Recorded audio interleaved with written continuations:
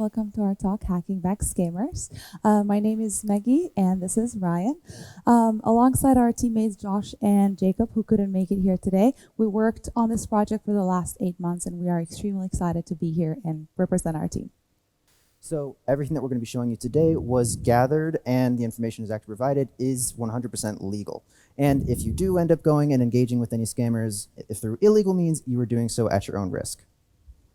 Awesome. Here we have some statistics of the most common scams. Scamming is an ever-growing epidemic, and that affects the society in multiple ways. And the more that it spreads in the society, the more it becomes sophisticated. The total loss reported in 2021 globally was 43.1 billion euros, which is a very significant amount. And unfortunately, scams do not impact society only in a financial manner, but also they also cause emotional, mental, and physical harm.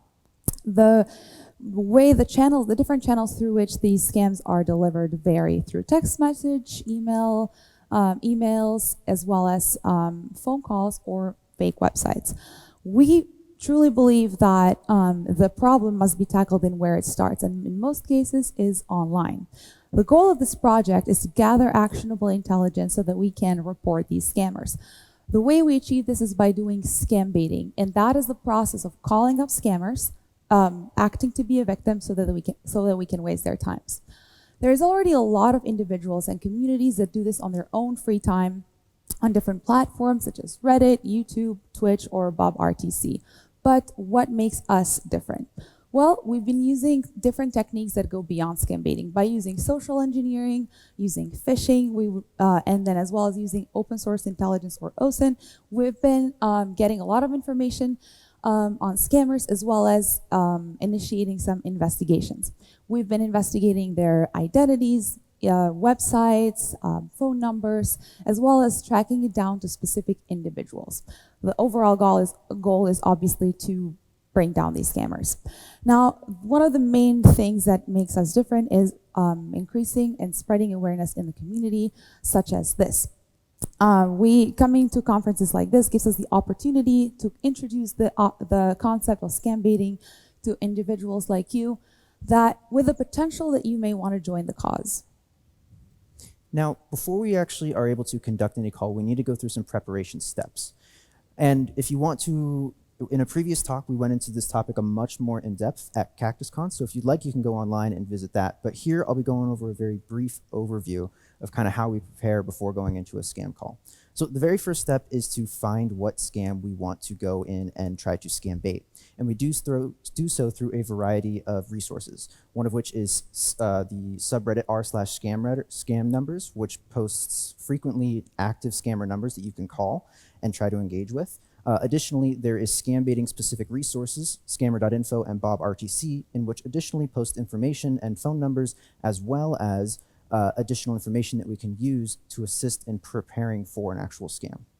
Once we've picked the actual scam that we want to do, we can then go and start to prepare our victim persona. And at this stage, it's really important to prepare information that is relevant and actually verifiable, as anything that we create, it's very easy for scammers to kind of verify any information or numbers that we give, such as credit card or social security numbers. Now, throughout this entire process, we want to make sure that we ourselves are secure. We are dealing with real bad actors who are actively committing crimes. So we need to separate ourselves as far away from these scammers as possible. And we do so through the usage of a VPN and a VM. The VPN allows us to separate ourselves geographically, and the VM keeps us secure and for any online interactions in a nice sandboxed environment. Additionally, if we are working with any scams that require a remote screen takeover, we have a separate honeypot laptop dedicated just to this project, so we don't have to worry about any malicious content being uploaded to our personal computers. Now, at this point, with everything prepared, we're ready to actually make the call, and where our team is unique is while there's only one person contacting the scammer at a time, we have an entire team behind us that is actively researching and taking notes to make sure this process goes as smoothly as possible. Now that we have explained the setup and how that all works, we're going to talk about what kind of scams we target. Now, we mainly focus on scams with the small scale operations, meaning that we don't go for the scams that are causing millions of dollars in losses. We're focusing on the small ones. Why? Because they don't get a lot of attention from government agencies because of the small amounts that they cause. For example, some scammers reach out to people asking for small amounts because that doesn't usually raise a lot of suspicion, so they are successful with their scams. Although the amounts are small, they're usually committing a lot of, they're usually calling a lot of people so that they can make profits. So this most likely affects a lot of people. That is one of the motives for our project, because these scams are just being let go. The governments do not really pay attention to them. Some of the main scam types that we've been focusing on recently are the ones that are trending, which are crypto or forex scams, sales, and tech support. My favorite part about dealing with tech support is that we get to deal with scammers that give us some answers that we know are wrong, and we get to see what that looks like. And kind of a demonstration, we're going to play a recording from one of our scam baiting sessions. This is all the infection which is running inside here. Oh, This is all no. the infection. That's a lot. Oh, I didn't even know this was That's why happening. you need the security. Yeah, you need the security because your security was not there. Information to unauthorized people who are always trying to get into your machine, and that is something is really critical. Oh, okay. What, so what's the name of this malware? Ma'am, the malware is malware, ma'am. We cannot say the name. And on top of that, I don't know if you're able to see, but the malicious attackers that were attacking our system was the Windows event logger. So now that you've seen a little bit of the kind of scammers that we're interacting with, let's talk about how we can actually manipulate them into giving us the information that we want. Now, the easiest way to keep scammers and to trick scammers into giving us information is just to keep them talking. The more they talk, the more likely they're going to share something that we can use to trace them individually or the scammer operation as a whole. However, keeping them talking isn't enough. We also need to keep them engaged. And one of the best ways that we found to do this is by not making them angry. A method often used by other scam baiters is to try their best to make them angry, as they will lose track of time and waste a whole lot of it. But for our goal of trying to get as much information out as we can, once we reveal that we're not a legitimate victim, we lose the opportunity to use that to our advantage. So trying to keep them as happy and calm as possible really is the best way for us to do it. Additionally, making sure that we do our best to act like a real victim. Likely, if you've ever engaged with a scammer, it wasn't a pleasant experience, whether you were annoyed, unhappy, or angry. Using those negative emotions as an acting practice against these scammers make us less suspicious and makes us more believable as an actual victim. Now, like I was mentioning earlier, all the information that we provide, credit card numbers, social security numbers, it's very easy for scammers to pull up a quick online tool that verifies this information. So we need to make sure that anything we provide them is 100% verifiable so we can get as far into the scam as possible and learn as much about the operation as we can. Now, while a lot of what I'm saying is talking about making sure we're planning and preparing in advance, another key skill set to have is improvising. There's always going to be something that you're not able to prepare for, or a question that you didn't think to prepare for. So making sure that you can have the skill of using it to your advantage as it comes up is very, very helpful. And to kind of emphasize this, we're going to show you a clip of what happens. Oftentimes, one of our teammates is mistaken for having a girl's voice. So instead of taking the time to explain and try to correct the scammer, we tried to use it to our advantage and trick them into giving us some information. How can I help you? Hey, my name is Sophia, and I got an email about a $299.88 charge for a antivirus. Okay, ma'am. As I can see here, the order has been placed this morning at 4 o'clock. So is that you who make that order? No. You're in California? I've always wanted to go to California. I'm in Texas. Once you will come California, just call me. I can be your guide. Tourist guide? What's your number? Because like we can take this offline. Okay, hold on, man. I'm just giving you my personal number, okay? When you will be came back into, like, when you will be going to California, just call me on that number. I'll be there to help you out, and I'll be your guide, okay? Okay, it's 820 820 900 900 3393. 3393. I'm gonna save this right now. If you want to be friends, then I can make you friends. If you want, I always wanted a girlfriend. All right, so one of the main goals of social engineering is to kind of get some kind of information from the scammers. Ideally, some kind of contact, phone number or email address, so that we can create that point of contact with them in case we need to send them a malicious link to obtain information from them. In this case, we've been using Grabify IP Logger to craft the link and send that to the scammers. The goal is for them to click on it so that we can get more information. We've been redirecting them to a completely normal-looking website. And once they click on it, they will get to the normal website without suspecting that we're stealing any information from them. But once they click on it, this is what we look on the next. This is what we see on the next screen. The advanced log shows a lot of information such as IP address, operating system, machine, location, time zone, and a bunch of other information. Now, all of this is very useful because it gives us the opportunity to get a lot of pivot points so that we can continue on with our investigations. Also, here's another demonstration. So it will cost you around $249.99 for 1 year. $240 for Unlimited 1 device year? login. Yeah, with unlimited device login.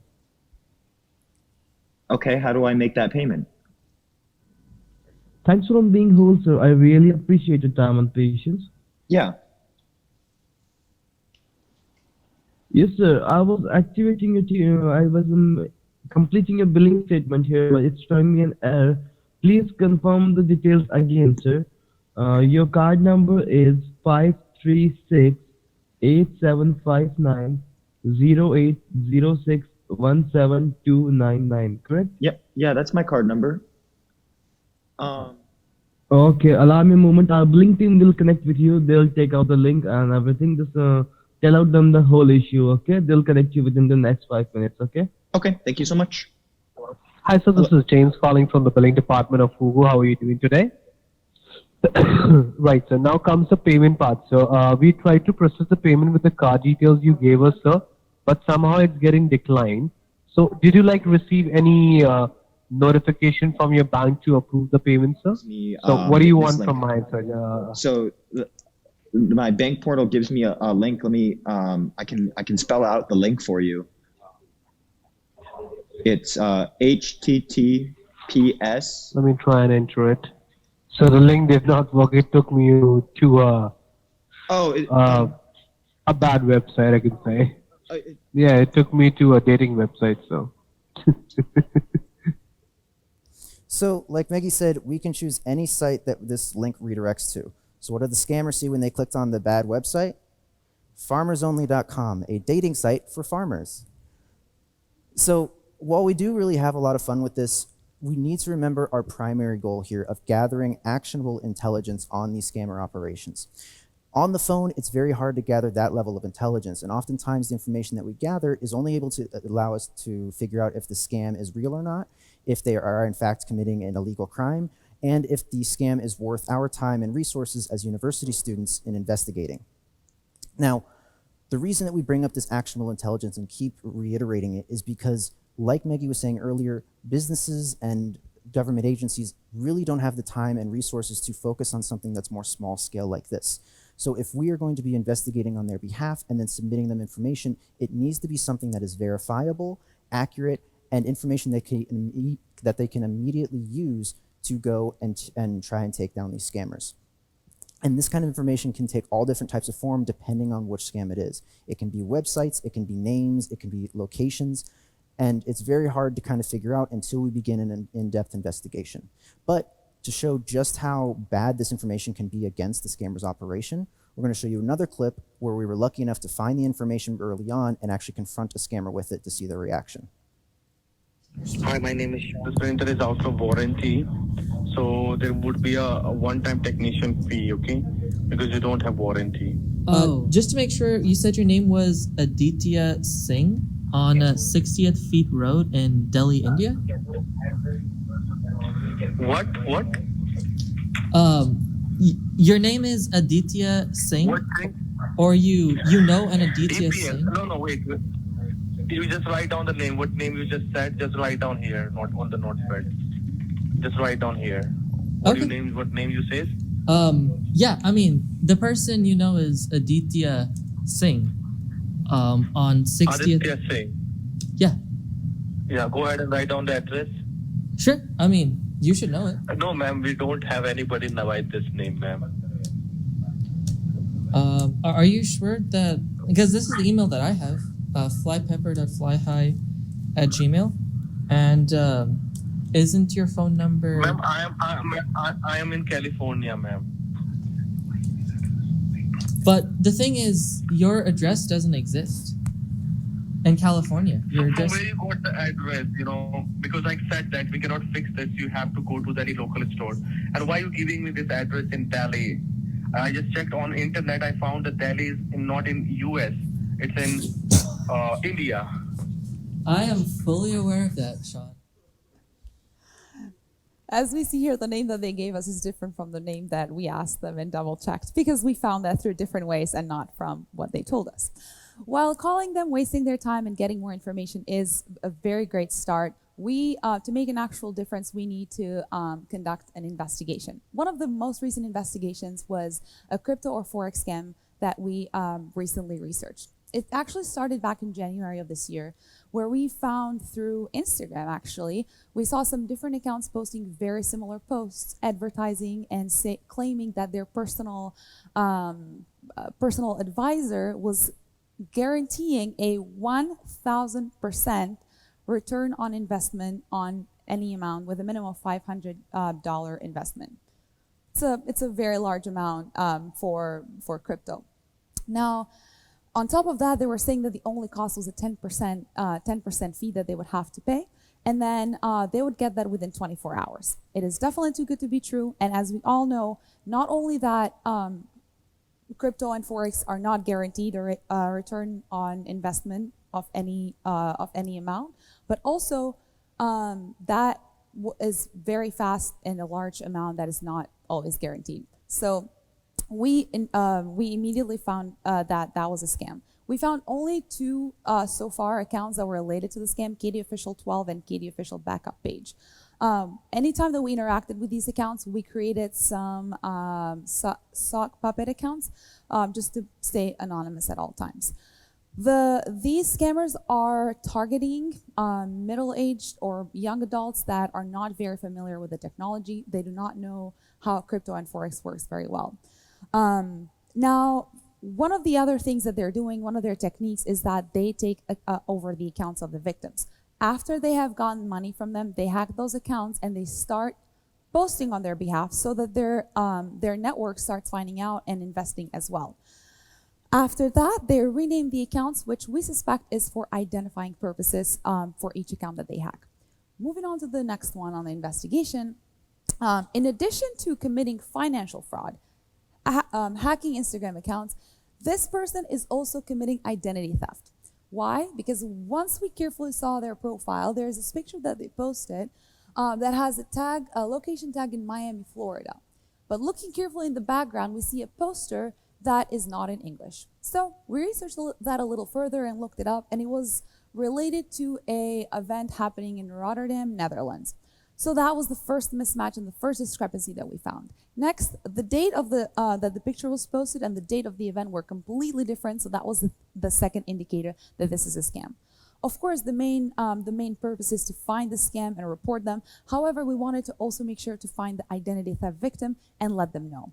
We started doing some further investigation and some reverse image searching, and we found an exact match of pictures that the scammer was using to another account with a lot of followers that is running a legit business. We made sure to contact her and let her know that somebody's using her content and pictures without her permission.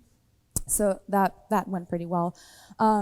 And then in addition to that, we also condense all these findings into a report and submit it to the FBI Cybercrime Unit. So another scam that we took the time to investigate that's very different from the previous one is a sales scam. So the way that this scam worked was initially a user would be sent a text message from a random number that has a website link in there, as you can see in the top left. If you click on this link, it would redirect you to a promotional website that would be either explaining a product that doesn't actually exist or providing you with a free prize that you have now won, as you can kind of see over here. Now, if you click anywhere on that site, it will redirect you to a third and final site, which will ask you for your address to ship the product to and your credit card information to pay for the very small shipping fee for your free product, as can be seen down here. Now, this is actually the biggest scam that we've investigated. It covers over 60 different websites and over a dozen different phone numbers. So all the information here that we need is very hard to keep track of, and we needed to make sure that we had a tool that was able to keep track of everything and keep it up to the same level of integrity that we're using in the previous kind of smaller investigations. So the tool that we used is something called Maltego. And if you're not familiar with it, Maltego is a data visualization tool used for investigations that allows you to map out different pieces of information and link them together, explaining how everything is connected. And as you can see in the bottom left, that is the end result of our Maltego graph of the entire scammer operation, which with each one of those circles representing some kind of piece of information, whether it be a website, an email, or a phone number. And if you zoom in on any part of this graph, you get something that looks like this, where you have a lot more detail showing any notes or files that we've attached, additionally showing specifically what is the link between all of these different connections. Now, being that there's so much information here, we took the time to go through and use a bunch of tools online, such as who is searching and reverse DNS lookups, as well as doing a forensics investigation into the HTML and JavaScript on all of these websites. And what we were able to find is a whole lot of information, biggest one of which was an API key for a custom API tool that the scammers are using across most of these websites in order to make everything run a lot simpler, and we worked on abusing that, as well as in one of the who is searches, we were actually able to catch one of their slip-ups where they forgot to mark a privacy setting in the whois registry. So we have an actual name, address, and contact information of someone who we believe to be heavily involved in this scammer operation. Now, currently, we're still working on the report for this for this specific investigation, but in the meantime, every single website that comes up, we are reporting to search engines such as Google in order to block these websites and eventually take them down so that further victims are not stolen, do not get their money stolen. And that's a wrap. Thank you, everyone.